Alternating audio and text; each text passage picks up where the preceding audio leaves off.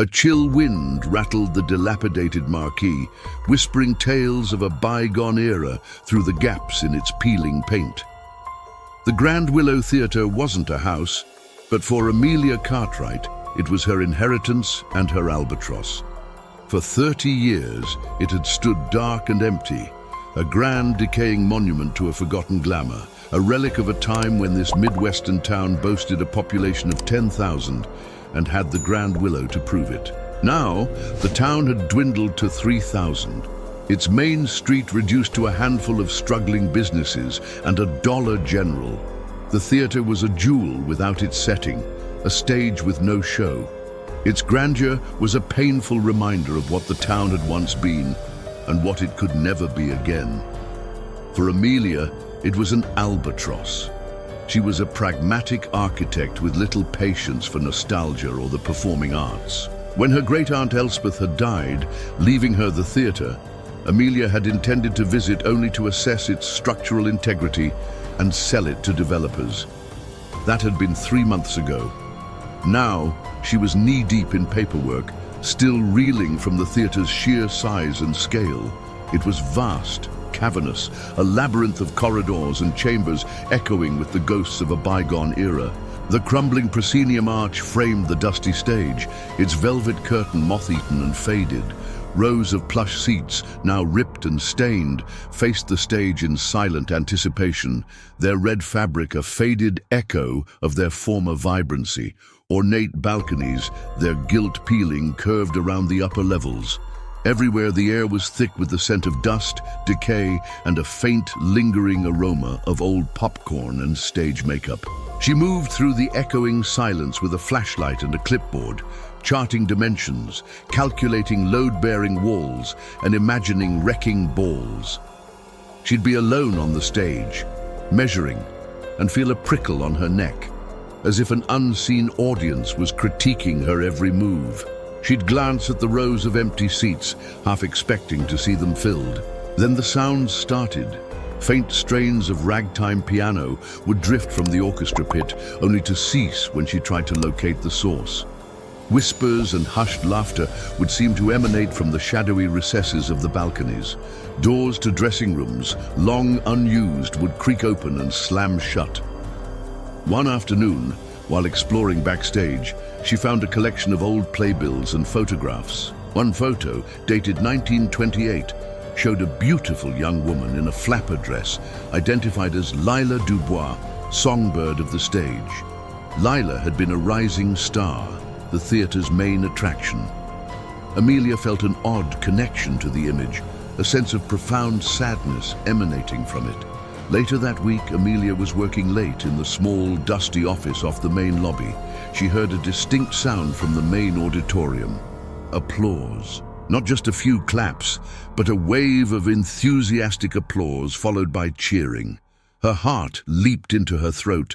She crept to the auditorium door and peered through the crack. The theater was dark and empty, yet the sounds of a full house continued, echoing around her. Then, as suddenly as it began, it stopped, plunging the theater back into an unnerving silence. She started researching Lila Dubois. The town's historical society archives revealed Lila's tragic end. At the height of her fame, she had been involved in a scandalous affair with the theater's married owner.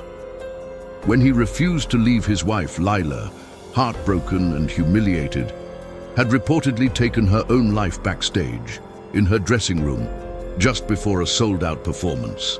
The theater never truly recovered from the tragedy, its slow decline beginning soon after. She found Lila's dressing room, tucked away in a dark corridor. The star on its door was faded, the paint chipped. Inside, it was a time capsule. A dusty dressing table held cracked pots of grease paint, tarnished silver-backed brushes, and a withered rose in a crystal vase. A single, elegant evening gown hung in the wardrobe, shimmering faintly in the beam of Amelia's flashlight. The air in the room was heavy, colder than elsewhere, and permeated with the faint scent of old perfume. As Amelia stood there, she heard a soft, melancholic humming. It was a woman's voice, beautiful and clear, humming a tune she vaguely recognized from the old playbills. The humming seemed to come from the corner of the room, near an old chaise lounge. She shone her light, but there was nothing there. Yet the humming continued, filled with an unbearable sadness. Over the next few weeks, strange things happened. Potential buyers or surveyors who came to the theatre with Amelia experienced unsettling events. Lights would flicker and die. Cold drafts would sweep through the auditorium. On one occasion, a heavy sandbag from the rigging above the stage inexplicably fell, narrowly missing a group of investors. They left, pale and shaken, making it clear they were no longer interested. It was as if the theatre, or its spectral inhabitants, didn't want to be sold, didn't want the show to end. One evening, driven by a strange impulse, Amelia climbed onto the stage. The single ghost light, a bare bulb on a stand, traditionally left burning in an empty theatre, cast long, eerie shadows. She stood center stage, looking out at the rows of empty seats. "Is anyone here?" she asked softly. A cold breeze swept through the auditorium, and for a fleeting moment, she thought she saw them. Shadowy figures filling the seats, their forms indistinct, their faces obscured. The faint scent of perfume and cigar smoke filled the air. Then, from the orchestra pit, came the clear, unmistakable notes of a piano, playing a mournful melody. And then she saw her. Standing in the wings, just out of the direct light, was the translucent figure of Lila Dubois, her flapper dress shimmering faintly. She wasn't looking at Amelia, but out at the phantom audience, a sad smile on her lips. When the song ended, a profound silence fell. Lila's figure gave a slight, graceful bow to the empty seats, then slowly faded from view.